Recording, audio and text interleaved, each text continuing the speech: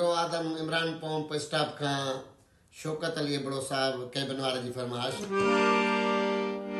फौजी मोड़ ते बैठा मेरा यार है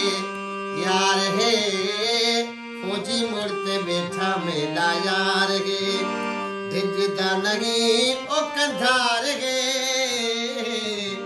ढिजदा नहीं ओ कंधार है फौजी मोड़ ते बैठा मेरा यार